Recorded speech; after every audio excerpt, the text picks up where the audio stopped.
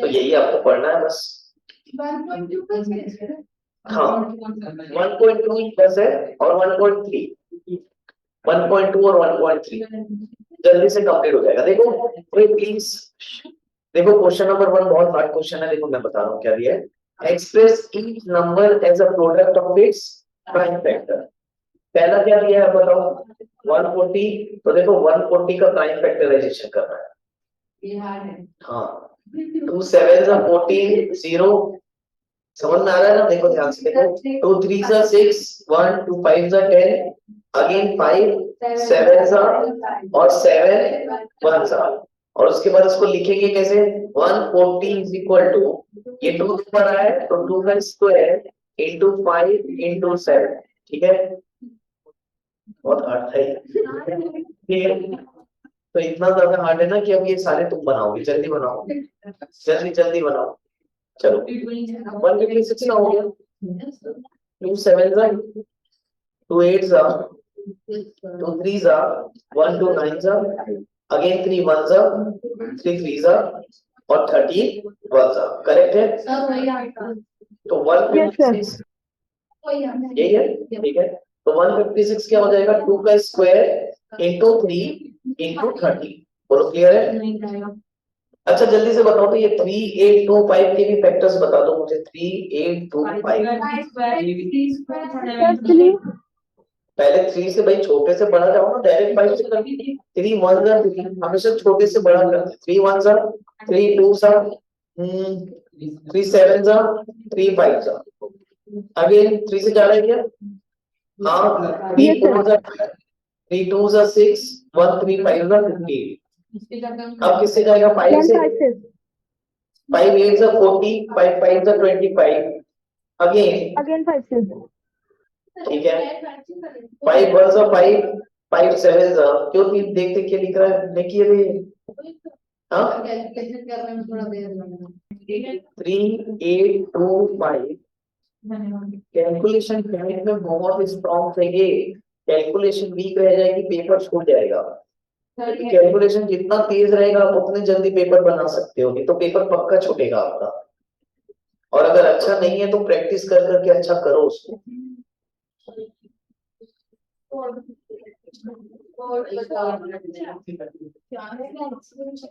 Question दे लो 5005 5 से जाएगा सबसे पहले 1 0 0 1 देखिए 7 से गया होगा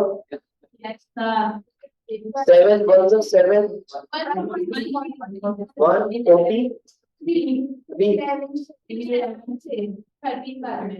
13 बार है तो 13 1 आ जाएगा ठीक।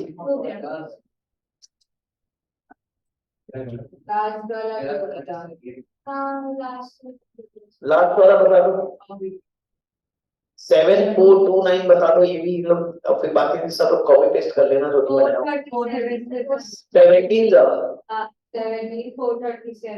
437 उसके बाद 19 से 23 बार 19 से 23 बार में फिर 23 1 सबसे पहले एलसीएम और एचसीएफ की डेफिनेशन आप याद रखो। अगर आपको कोई बोलेगा एलसीएम निकालने तो एलसीएम का मतलब आपसे याद रखना 10th में प्लीज ध्यान दो। अरे भाई मैं इसका फुल फॉर्म नहीं बोल रहा हूँ आप प्लीज इसलिए मैं बोल रहा हूँ सब लोग ध्यान दो। एलसीएम का मतलब हो गया आपका all factors with highest power. क्या लिखा है मैंने यहाँ पर all factors with highest power ठीक है। वेरी वॉइस क्लियर है और मेघा ठीक है। और एचसीएफ का मीनिंग क्या होता है कॉमन फैक्टर्स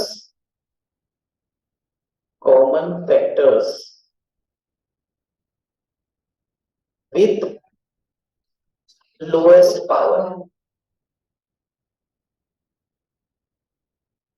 प्लीज ध्यान देना इन डेफिनेशंस पे ये दोनों को अच्छे से लिख लो क्योंकि एलसीएम और एचसीएफ हमको सिर्फ नंबर्स का ही नहीं देता है वेरिएबल्स का भी देता है।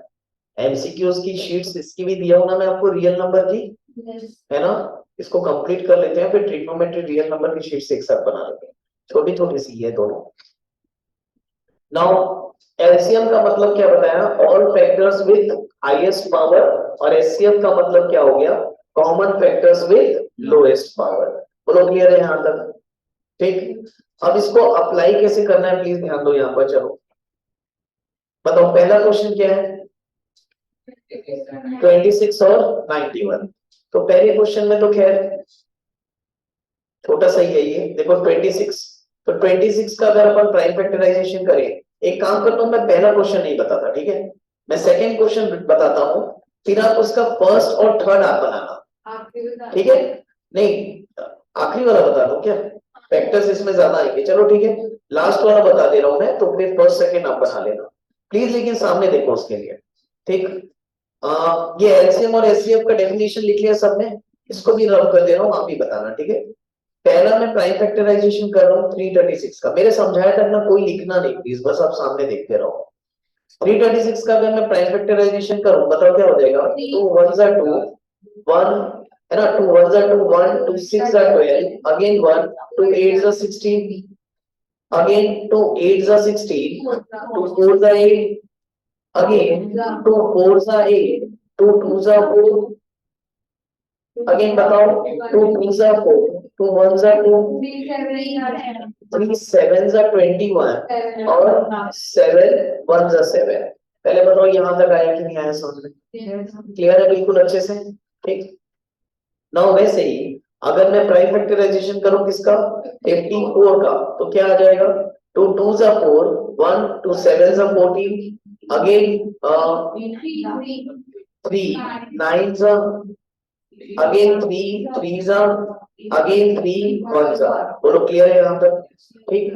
अब अगर हम इसको प्राइम फैक्टर्स के फॉर्म में लिखेंगे, तो 336 को हम कैसे लिख सकते हैं, देखो 1 2 3 4, तो मैं इसको लिखूंगा 2 की पावर 4 इंटू 3 इंटू 7, बोलो करेक्ट है। वैसे ही अगर मैं 54 को लिखूंगा, तो बताओ 54 को क्या लिखेंगे, 2 इंटू, बताओ 1 2 3, तो 3 की पावर कितनी, 3, ठीक, करेक्ट है, कुछ बचा यहाँ।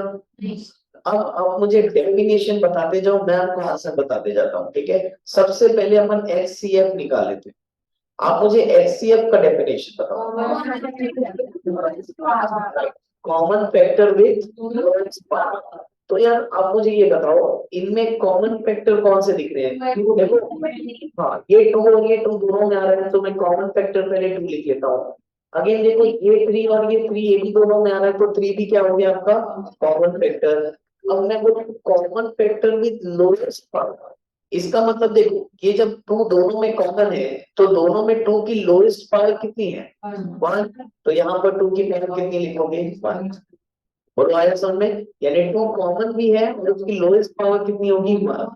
क्लियर है यहाँ तक। वैसे ये 3 दोनों में कॉमन है, तो 3 की लोएस्ट पावर कितनी है, 1, तो यहाँ पर भी 3 की पावर कितनी हो जाएगी, 1। तो मतलब 2 3 से कितना हो गया, 6। आपका एचसीएफ कितना आ गया, 6। अरे यार, और बताओ अलग अलग नंबर, अरे भाई लोएस्ट पावर यानी इन दोनों में लोएस्ट कितना है, अगर यहाँ 2 होता तो लोएस्ट पावर 2 हो जाता। बोलो क्लियर है यहाँ तक, कहीं कोई डाउट।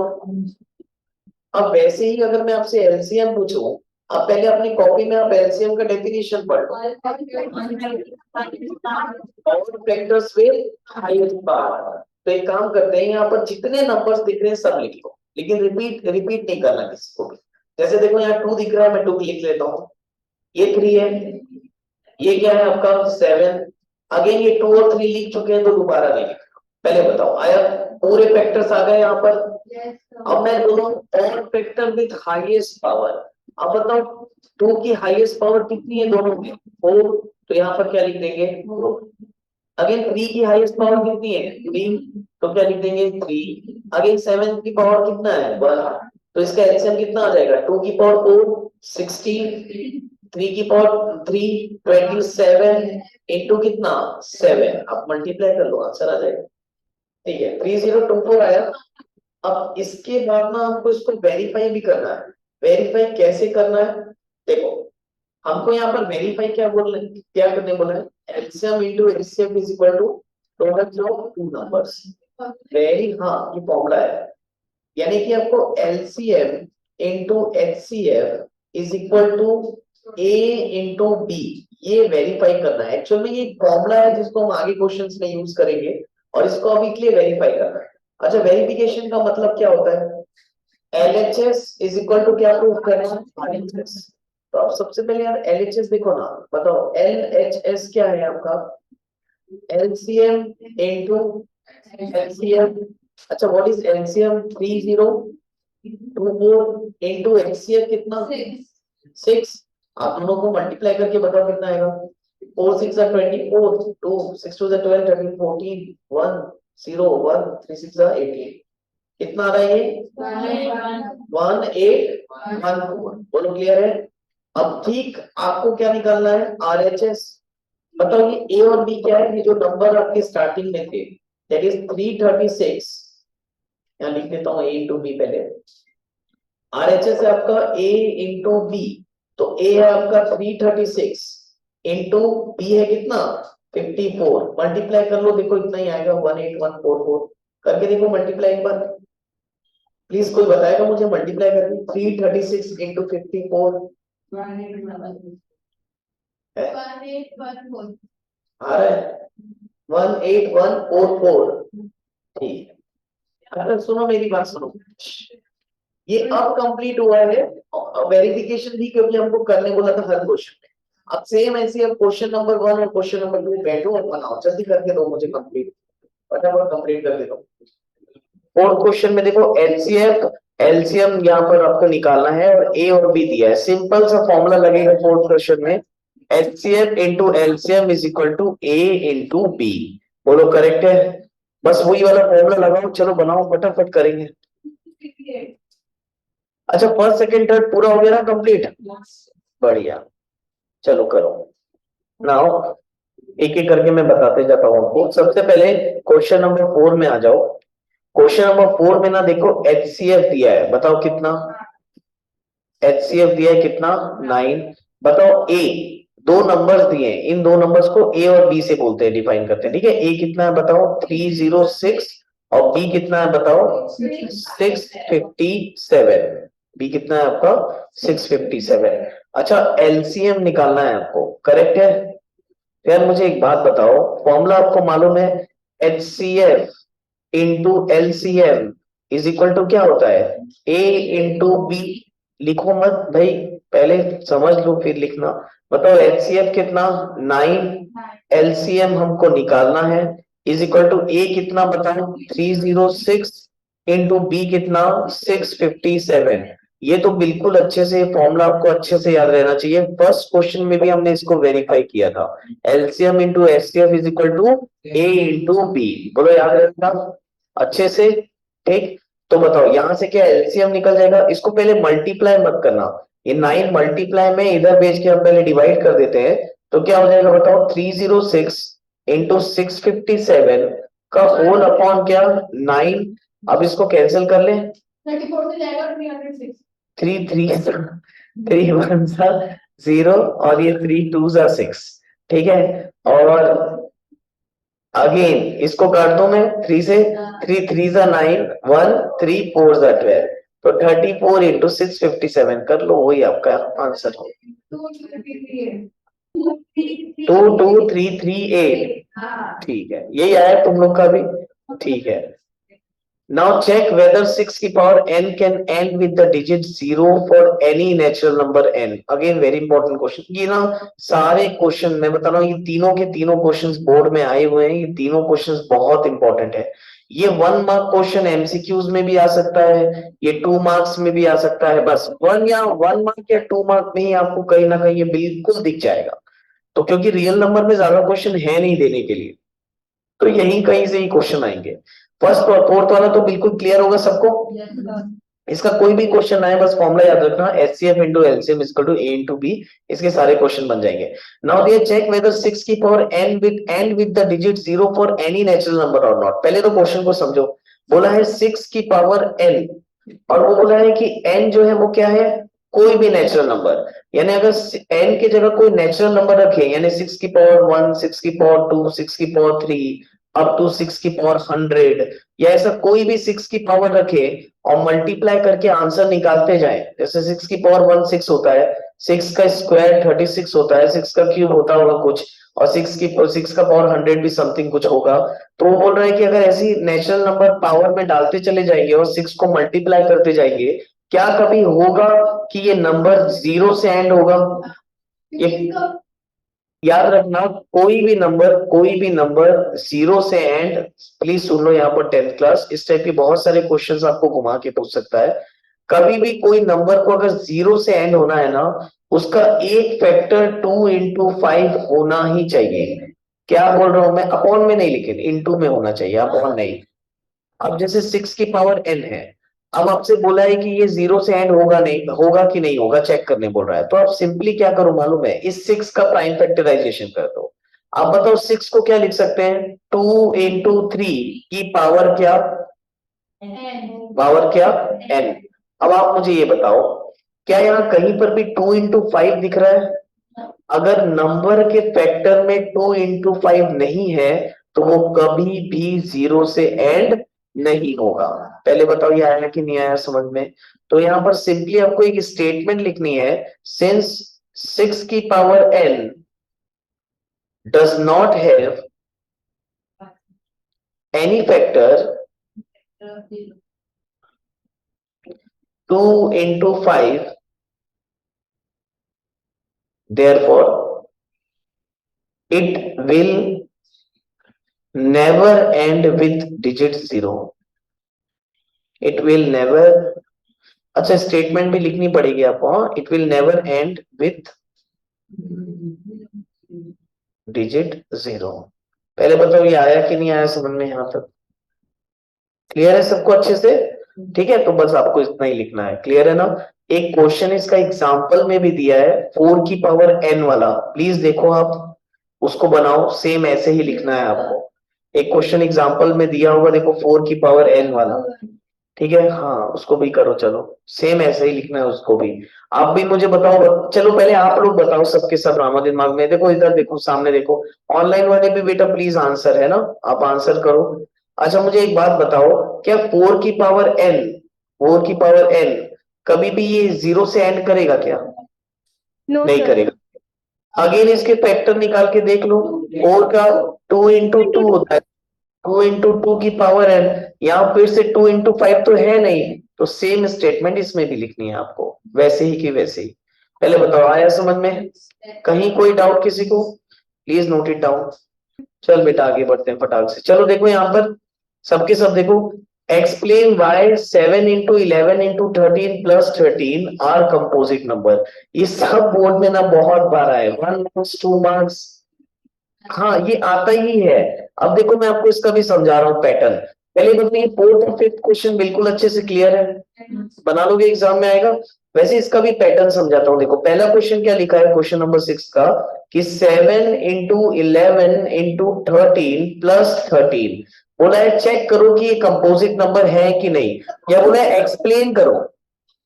हाँ चलो ठीक है, पहले ये बता देता हूँ what you mean by composite number यार।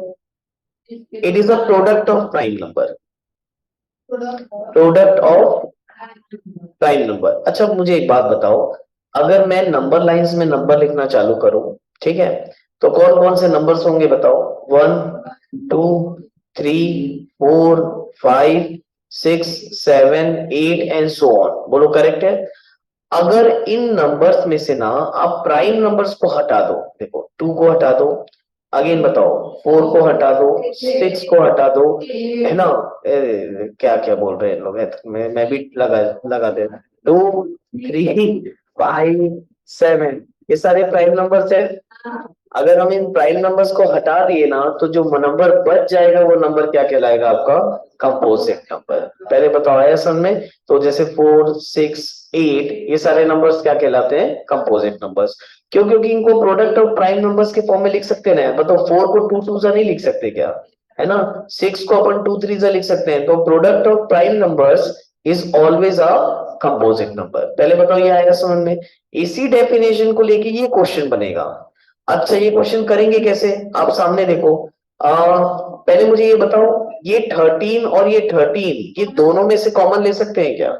आप पहले 13 कॉमन ले लो तो बताओ यहाँ क्या बचेगा, 7 इंटू 11 प्लस यहाँ क्या बचा 1, 13 कॉमन चला गया तो क्या बचा 1। तो बताओ ये क्या हो जाएगा 13, 7 इंटू 11 77 प्लस 1, तो 77 प्लस 1 कितना 78। तो 13 इंटू 78 ये मल्टीप्लाई करने की जरूरत नहीं है आपको, ध्यान रखना है यहाँ पर। आप 78 का प्राइम फैक्टराइजेशन करो।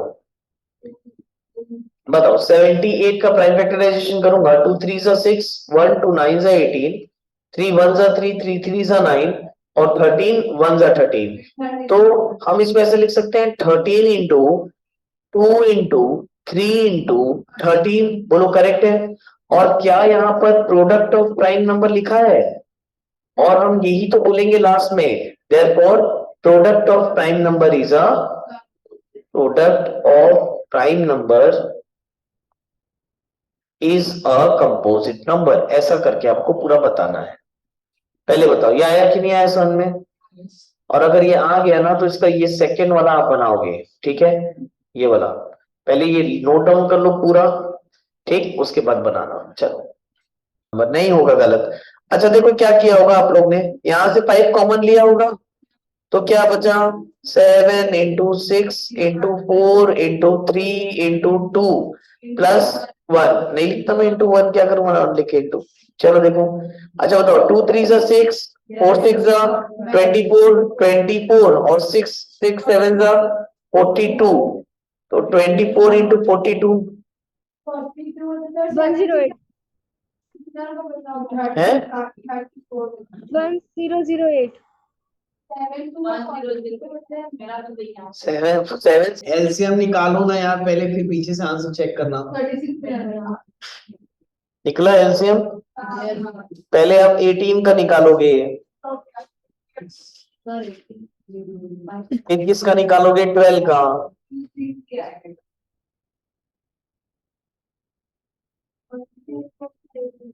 2 9s again 3 3s again 3 1s again 2 6s 2 3s और 3 1s। बस बताओ क्या हो जाएगा, ये 18 हो गया आपका 2 इंटू 3 का स्क्वायर, 12 हो गया आपका 2 का स्क्वायर इंटू 3। एलसीएम का मतलब पढ़े थे ऑल फैक्टर्स, तो ऑल फैक्टर्स में 2 और 3 है और इनके हाईएस्ट पावर, तो दोनों में 2 का हाईएस्ट पावर 2 है और 3 में भी दोनों में हाईएस्ट पावर 2 है। 2 2 जा 4, 3 3 जा 9, 4 9 जा 36, आंसर क्लियर है? नहीं नहीं, पहले बताओ यहां तक आया क्या समझ में? बिल्कुल अच्छे से क्लियर है, ठीक। तो आपका ये वाली एक्सरसाइज जो हुई है ये हुई आपकी कंप्लीट, ठीक है। 1.3 का question number 1, prove that root 5 is irrational. Prove that root 5 is irrational. अब देखो ये क्वेश्चन बहुत इंपॉर्टेंट है, अगर ये क्वेश्चन एग्जाम में आया ना तो ये मान के चलो लगभग 3 मार्क्स का आपको मिल सकता है, ठीक है। 5 मार्क्स के में तो मुश्किल है, लेकिन 3 मार्क्स या 4 मार्क के क्वेश्चन में अक्सर डाल सकता है, ठीक है। सेकेंड वाला 2 मार्क्स का ही है। पहला वाला ये जो क्वेश्चन मैं आपको बता रहा हूं, हमको क्या प्रूव करना है, रूट 5 को इरेशनल प्रूव करना है, ठीक। अब देखो ये थोड़ा अजीब टाइप का क्वेश्चन है, यहाँ पर इरेशनल नंबर को इरेशनल प्रूव करना है, इसको समझना। अब एक इरेशनल नंबर को इरेशनल कैसे प्रूव करेंगे, पहले हम उसको रैशनल एज्यूम कर लेंगे, हम गलत एज्यूम कर लेंगे, हम एज्यूम कर लेंगे let root 5 is a rational number. पहले हम अपने एजम्पशन ले लेंगे कि भाई रूट 5 एक रैशनल नंबर है, फिर अपने ही एजम्पशन को गलत बता देंगे कि हमने जो एज्यूम किया है वो गलत है, और फिर ये इनडायरेक्टली प्रूव हो जाएगा कि रूट 5 कैसा नंबर है, इरेशनल। हाँ, वेरी इंपॉर्टेंट क्वेश्चन प्लीज, हाँ ध्यान दो यहाँ पर। तो देखो यहाँ पर लिखना पड़ेगा, सबसे पहले पेन डाउन करके आराम से समझो, ये मैं गारंटी दे रहा हूं आपको रट जाएगा, ठीक है। एक क्वेश्चन पहले मैं बता रहा हूं, ध्यान दो। अब 3 मार्क्स या 4 मार्क का बोला है तो थोड़ा सा बड़ा है, ध्यान देना, लेट सॉल्यूशन यहां से स्टार्ट करेंगे कि लेट रूट 5, ठीक है, is a rational number of the form क्या, p by q where q should not be equal to 0। याद है, इसी टाइप का डेफिनेशन आप रैशनल नंबर का हमेशा से पढ़े होगे, तो वही एज्यूम कर रहा हूं। Let root 5 is a rational number of the form p by q where q should not be equal to 0 and p and q are any integer. p और q क्या हो सकता है, it can be any integer, ठीक, and p and q are coprime. इतनी statement आपको लिखनी ही पड़ेगी क्योंकि ये हमारा एजम्पशन है पूरा का पूरा। तो ये मैं आपको एक एक करके समझाता हूं, समझो। मैंने क्या किया, रूट 5 को एक रैशनल नंबर एज्यूम कर लिया of the form p by q where q should not be equal to 0। This is a definition of rational number, correct है। And p and q are any integer. p और q कोई भी integer हो सकता है, ये भी rational number का ही डेफिनेशन है। इंटीजर का मतलब क्या होता है यार, 1 2 3 4 5 6 up to infinity, -1 -2 -3 -4 up to infinity, यानी पूरे पॉजिटिव नंबर और पूरे नेगेटिव नंबर, उसको हम क्या बोलते हैं, इंटीजर। पहले बताओ यहां तक क्लियर है, ठीक। अच्छा, ये लास्ट लाइन बड़ी इंपॉर्टेंट है, देखो यहाँ क्या लिखा है मैंने, p, हाँ बता रहा हूँ p एंड q आर को प्राइम, और इसी के बेसिस पे हम अपने क्वेश्चन को प्रूव करेंगे। अब कोप्राइम का मतलब क्या होता है, जैसे मैंने लिख दिया 2/3। आप मुझे एक बात बताओ, क्या ये फर्दर कैंसिल हो सकता है, तो हम 2 और 3 को क्या बोलेंगे, कोप्राइम नंबर्स। कोप्राइम नंबर यानी वो नंबर जिसमें कोई भी कॉमन फैक्टर नहीं होना चाहिए। जैसे मान के चलो मैं लिख दिया 4/6, तुम बताओ क्या ये दोनों 2 से डिविजिबल है, तो ये कोप्राइम नहीं कहलाएंगे क्योंकि ये दोनों 2 के टेबल से कट सकते हैं, 2 2 जा और 2 3 जा। अब 2/3 को हम कोप्राइम बोल सकते हैं। पहले बताओ ये आया कि नहीं आया समझ में। तो हमने यहाँ पर क्या एज्यूम किया है कि p और q पहले से ही क्या है, कोप्राइम। पहले से ही कोप्राइम यानी कुछ इस टाइप के नंबर जो आपस में कैंसिल ना हो, यानी इनके बीच में कोई भी कॉमन फैक्टर नहीं होना चाहिए। पहले बताओ ये आया समझ में। और ये बहुत इंपॉर्टेंट है, कोप्राइम के ही बेसिस पे हमको आगे में प्रूफ करना है, तो कोप्राइम आपको लिखना पड़ेगा। पहले बताओ क्लियर हुआ यहाँ तक, है ना। मैं इसको स्पेशली अंडरलाइन कर लेता हूँ, उसको याद रखना। पी एंड क्यू आर क्या, कोप्राइम। अब सॉल्यूशन चालू करेंगे। देखो, हमने रूट 5 को एक रैशनल नंबर एज्यूम किया, that is equal to what, p by q।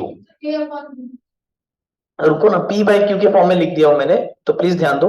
Root 5 is equal to what, p by q, बोलो करेक्ट है। नाउ इसको थोड़ा सा सिंप्लीफाई करेंगे। अब सिंप्लीफाई करने के लिए यार तुम बताओ, अगर मुझे स्क्वायर रूट को हटाना है तो मैं स्क्वायरिंग बोथ साइड कर दूं, तो बाय स्क्वायरिंग बोथ साइड तुम बताओ क्या हो जाएगा ये, तो 5 must be equal to p square upon q square, बोलो करेक्ट है ना। दोनों तरफ स्क्वायर करेंगे तो रूट 5 का स्क्वायर 5 हो जाएगा, p का स्क्वायर p स्क्वायर और q का स्क्वायर क्या हो जाएगा, q स्क्वायर, बोलो करेक्ट है। अगेन ये q स्क्वायर को इधर ले जाके अगर मल्टीप्लाई कर दें तो 5q square is equal to what, p square, बोलो करेक्ट है। यहां तक किसी को कोई डाउट। अगेन यहाँ 5 मल्टीप्लाई में है, इस 5 को अगर मैं इधर भेजूंगा तो q square must be equal to क्या हो जाएगा, p स्क्वायर बाय 5। कोई डाउट। अब देखो यार, यहां से ना एक बहुत इंपॉर्टेंट कंक्लूजन हमको डिफाइन करना पड़ेगा, ये स्टेप बड़ा इंपॉर्टेंट है। अब इसको आप ध्यान से देखो, ये लिखा है q square is equal to p square by 5। आपने p और q को क्या माना था, p और q को क्या माना था, इंटीजर। अब यहां समझना, इसका मीनिंग क्या हुआ, अगर मैथमेटिक्स में हम ऐसे वर्बली इसका मीनिंग निकालने की कोशिश करेंगे तो इसका मतलब यही है कि p स्क्वायर को जब 5 से डिवाइड किया तो क्या आंसर आया मेरा, q स्क्वायर, बोलो करेक्ट है। और p और q ये दोनों कौन से नंबर हैं, इंटीजर। p और q क्या है, इंटीजर, यानी कि p स्क्वायर को जब 5 से डिवाइड कर रहे हो तो मेरा एक आंसर एक इंटीजर वैल्यू आ रही है। समझना है इसको, है ना। पहले मैं समझा देता हूं, देखो ये p स्क्वायर बाय 5 का आंसर अगर q स्क्वायर आ रहा है ना, तो q स्क्वायर हमारा कैसा वैल्यू है, ये एक इंटीजर है। इंटीजर का मतलब समझते हो आप? इंटीजर का मतलब हुआ 1 2 3 4 5 6 अप टू इंफिनिटी, या -1 -2 -3। इंटीजर में कभी भी आंसर फ्रैक्शन में नहीं हो सकता, और कभी भी आंसर नहीं जीरो हो सकता है, जीरो इज इंटीजर। डेसिमल में नहीं हो सकता, पॉइंट में नहीं हो सकता। बोलो करेक्ट है? इंटीजर में कभी कोई नंबर पॉइंट में आता है क्या? अच्छा बताओ, तो मैथ्स में ऐसा कब होगा जब हम किसी नंबर को किसी चीज से डिवाइड करें और आंसर इंटीजर आए? ये तो तभी पॉसिबल हो सकता है ना जब ये नंबर 5 से डिविजिबल हो। यानी कि बोलने का मतलब क्या है, देखो मैं एग्जांपल देके समझाता हूं। जैसे मान के चलो 25/5 है, इसको काटोगे तो 5 1 जा और 5 5 जा क्या आया? 25। यानी आंसर कितना आया आपका? 5। 5 एक इंटीजर है, बोलो राइट और नॉट? तो कभी भी किसी भी चीज का आंसर इंटीजर तब ही आ सकता है जब ये आपस में कट जाए। अच्छा बताओ, अगर 27/5 होता तो क्या इसका आंसर इंटीजर आता क्या? ये तो नहीं आता ना, ये तो पॉइंट में चला जाता। अब अगर मैं इसको सॉल्व करूं तो भाई ये कट नहीं सकता, तो ये क्या हो जाएगा? ज्यादा से ज्यादा 5 5 जा 25 30, तो पॉइंट लगेगा 30 हो जाएगा। 5 6 जा तो कितना आएगा? ये लगभग 5.6। तो ये इंटीजर है क्या? नहीं। तो यहां से समझने की कोशिश करो, p²/5 अगर एक इंटीजर आ रहा है तो ये तभी पॉसिबल है जब ये p² जो है ये 5 से डिविजिबल होना चाहिए। क्योंकि जब तक ये p² 5 से डिविजिबल नहीं होगा ये कटेगा नहीं, और कटेगा नहीं तो आंसर एक इंटीजर नहीं आ सकता। पहले बताओ ये क्लियर हुआ है ना? ये तो खैर तुम्हारे समझाने के लिए, अंडरस्टैंडिंग के लिए इतना बता दिया, अदरवाइज नहीं भी आया होगा, रट भी लोगे तो भी चल जाएगा, है ना? ये क्वेश्चन एक बता दूंगा मैं, इसके जितने क्वेश्चन आते हैं सब बन जाएंगे आपसे। ठीक है, अब ध्यान दो, ये सब आपको बताने की एग्जाम में जरूरत नहीं है। जैसे ये स्टेप आएगा आपका, कौन सा? q² = p²/5। आप यहां बताओगे, क्योंकि p²/5 = q² आ रहा है, तो आप लिखोगे therefore this p² must be divisible bye, हाँ डिविजिबल बाय 5। बोलो आया कि नहीं आया समझ में यहां तक? ये जो p² है ये 5 से डिविजिबल होगा। और मैथमेटिक्स का डिवीजन एल्गोरिदम ये कहता है कि अगर कोई इंटीजर का स्क्वायर डिविजिबल है 5 से, यानी अगर p² 5 से डिविजिबल है, then p must also be divisible by 5। अगर p² 5 से डिविजिबल है तो मैथ्स का डिवीजन एल्गोरिदम ये बोलता है कि p को भी 5 से डिविजिबल होना पड़ेगा, then p must also be divisible by 5। पहले बताओ यहां तक अच्छे से आया समझ में? कहीं किसी को कोई डाउट? ठीक, यहां तक नोट डाउन करो, फिर अब करूंगा मैं जल्दी से। हमने क्या प्रूफ कर दिया यहां पर बताओ? p² must be divisible by 5, then p must also be divisible by 5। यानी हमने यहां पर फिलहाल ये प्रूफ कर दिया है कि p जो है वो 5 से डिविजिबल है। बोलो क्लियर है? नेक्स्ट स्टेप में आप एक काम करोगे, आप एज्यूम करोगे लेट p = 5m। मैंने क्या एज्यूम कर लिया? p = 5m। m क्या है? m is any integer. m क्या है? It can be any integer. अब ये समझना कि मैं p को 5m ही क्यों एज्यूम किया हूं। आपको √5 को क्या एज्यूम करना था? या एज्यूम करना था, बताओ √5 को क्या प्रूव करना था? इरेशनल। तो मैंने p को कितना ले लिया? 5m।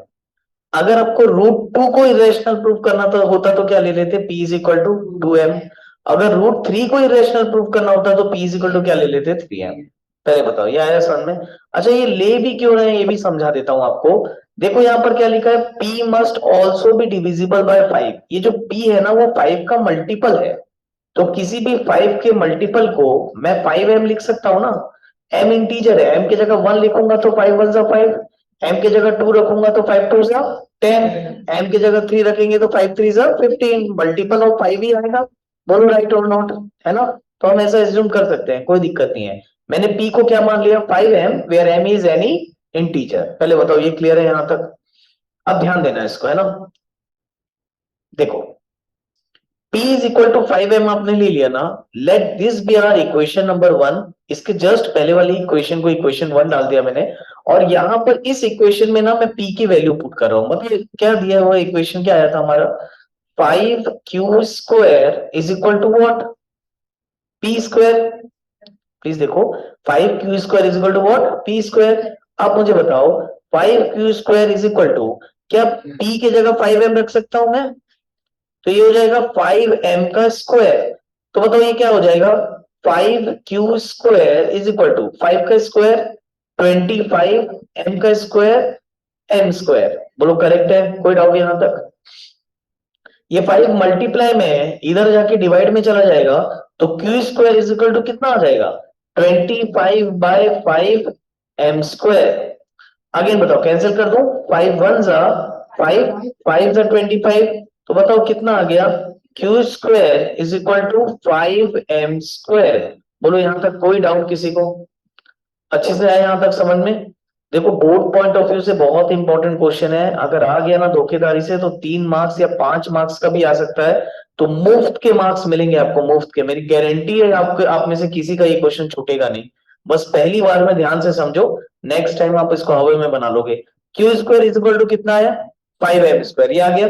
अच्छा देखो ये 5 मल्टीप्लाई में, अगेन इसको इधर भेजूंगा तो डिवाइड में चला जाएगा। तो बताओ क्या लिखेंगे इसको, q square by 5 is equal to what, m square. Again इस इक्वेशन को ध्यान से देखो, अगेन इसको ध्यान से देखो आप, अगर q square by 5 is equal to m square है, तो क्या मैं ये बोल सकता हूं कि this q square must be divisible by 5? बोल सकते हैं कि नहीं बोल सकते हैं? Therefore q square is divisible by 5। अगर क्यू स्क्वायर 5 से डिविजिबल है, तो बाय मैथमेटिक्स का डिवीजन एल्गोरिथम क्या लिखेंगे, q is also divisible by 2 हो गया हमारा ये। अब ध्यान देना कैसे प्रूव हुआ। आप पहले मुझे एक बात बताओ, P और Q को स्टार्टिंग में क्या एज्यूम किया था, दे आर को प्राइम। अंडरलाइन कराया हूं बेटा, दे आर को प्राइम। को प्राइम का मतलब क्या बताया था, उनके बीच में कोई भी कॉमन फैक्टर नहीं होना चाहिए, करेक्ट है?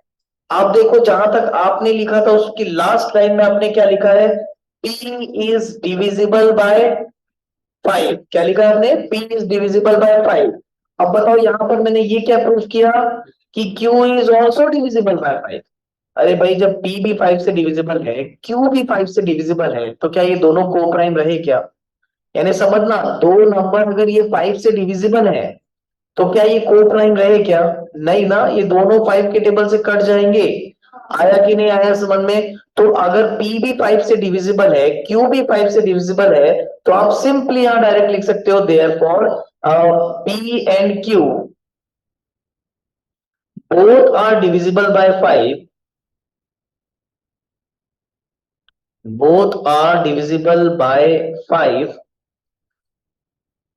so P and Q are not co-prime। क्या लिखेंगे, P and Q are not co-prime, क्योंकि P और Q दोनों से डिविजिबल है, तो हम ये बोल सकते हैं कि भाई P और Q को प्राइम नहीं होंगे। और अगर P और Q को प्राइम नहीं है, तो हम यहां पर लिख देंगे देयरफॉर इट कॉन्ट्राडिक्ट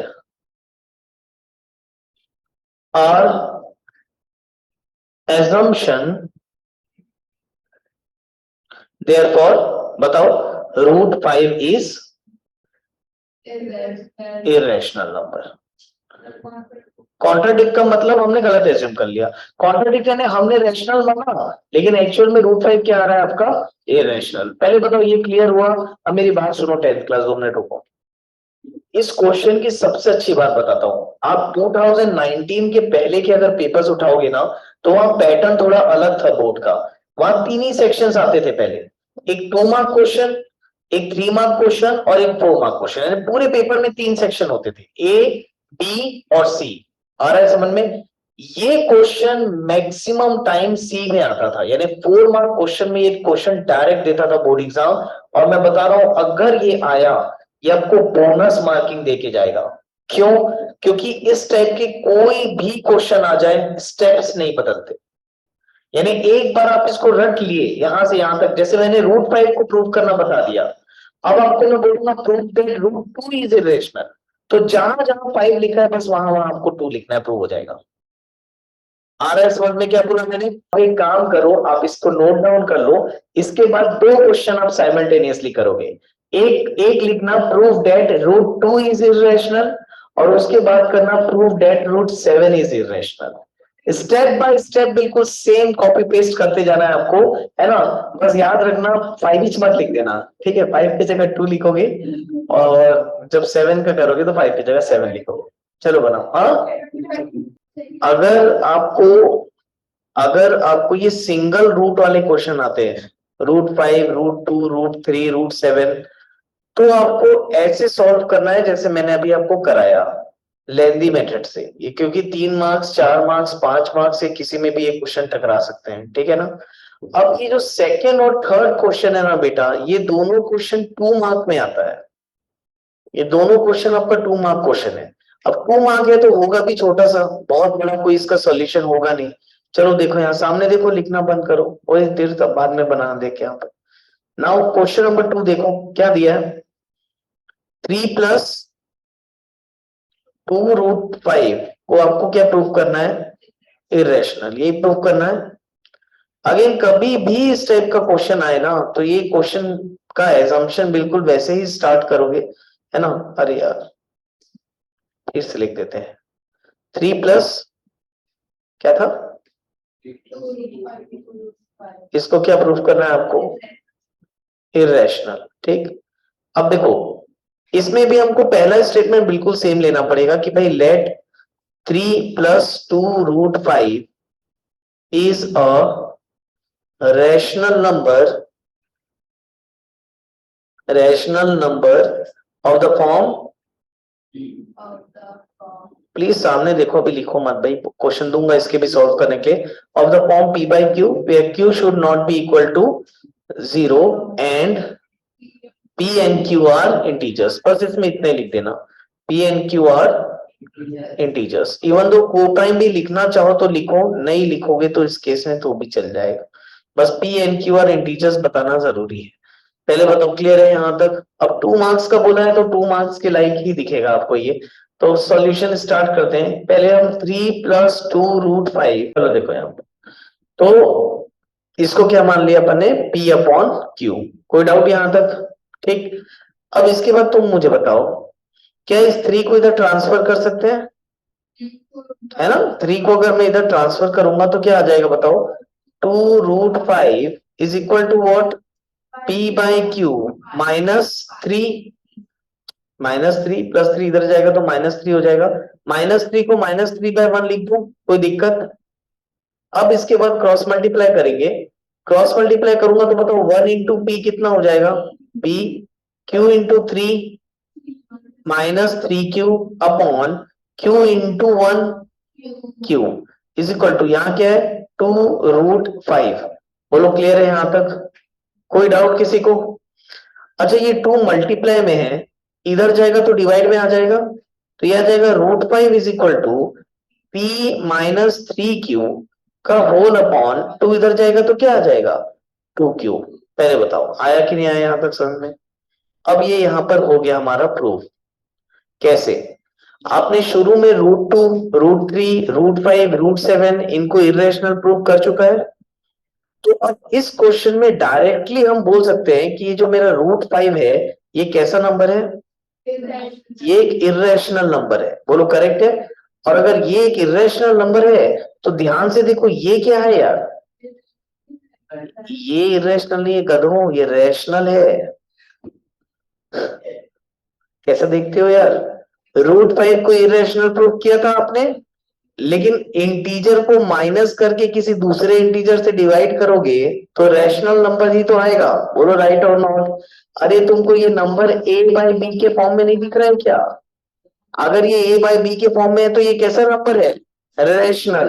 तो अब तुम मुझे बताओ, क्या यहाँ पर हमारा LHS और RHS इक्वल है क्या? ये इरेशनल है, रैशनल है, विच इज नॉट पॉसिबल। एक irrational is equal to rational कैसे हो सकता है? तो यहाँ पर सिंपली हम लिख देंगे देयरफॉर LH, अरे therefore LHS is not equal to what? RHS। Again therefore 3 plus 2 root 5 is irrational. बोलो आया कि नहीं आया समझ में?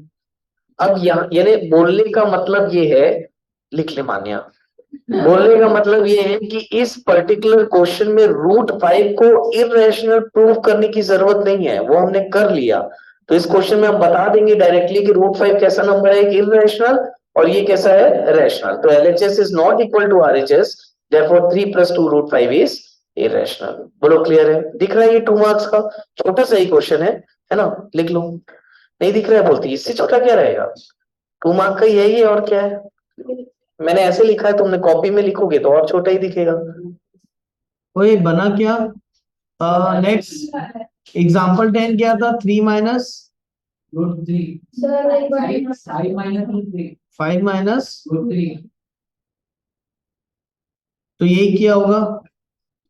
देखो थोड़ा थोड़ा सा चेंज करना पड़ेगा, इसको क्या लिख देंगे? 5 माइनस √3। सेम मेथड देखो ना, देखो मैं तो यहाँ इसी को ही रिनोवेट कर दे रहा हूँ, आप चेक करो। इसको करेंगे 5 माइनस √3, ठीक।